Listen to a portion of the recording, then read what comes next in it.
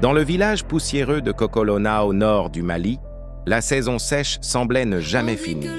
La terre était craquelée, les champs silencieux et les nuits pleines d'inquiétude.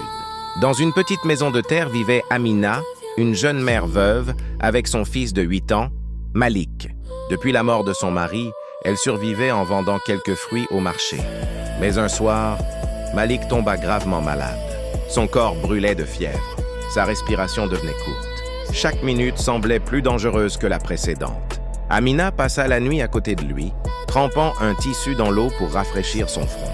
Mais au lever du soleil, elle comprit que ce n'était pas suffisant. Le guérisseur du village regarda l'enfant et secoua lentement la tête. « Il faut des médicaments, ceux de la ville. » Mais la ville était loin, et les médicaments coûtaient plus cher que tout ce qu'Amina possédait. Elle rentra chez elle en silence. Dans un petit coffret en bois, elle sortit un collier en or. C'était le dernier souvenir de son mariage, le seul objet précieux qu'elle avait gardé depuis la mort de son mari. Elle le serra dans sa main. Ce collier n'était pas seulement de l'or, c'était une promesse, un souvenir, une partie de sa vie. Cette nuit-là, sous la lumière faible d'une lampe à huile, Amina prit une décision. Elle marcha seule jusqu'au marché de nuit. Un vieux marchand examina le collier. Il posa quelques billets sur la table. Ce n'était pas grand-chose, mais c'était assez pour acheter les médicaments.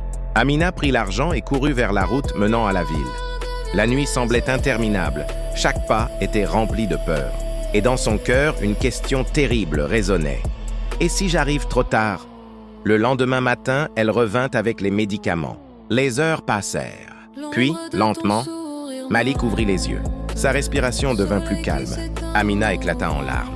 Mais au fond d'elle, un étrange sentiment restait. Elle regarda la petite boîte en bois maintenant vide. Le collier avait disparu de sa vie. Mais son fils était toujours là. Et certains disent que cette nuit-là, alors qu'elle marchait seule vers la ville, une silhouette mystérieuse semblait marcher derrière elle, comme si quelqu'un veillait sur son sacrifice. Était-ce seulement le hasard? Ou quelque chose de plus grand? Si tu étais à la place d'Amina, aurais-tu vendu le dernier souvenir de ta vie pour sauver ton enfant? Abonne-toi à la chaîne pour découvrir d'autres histoires africaines bouleversantes, mystérieuses et inspirantes.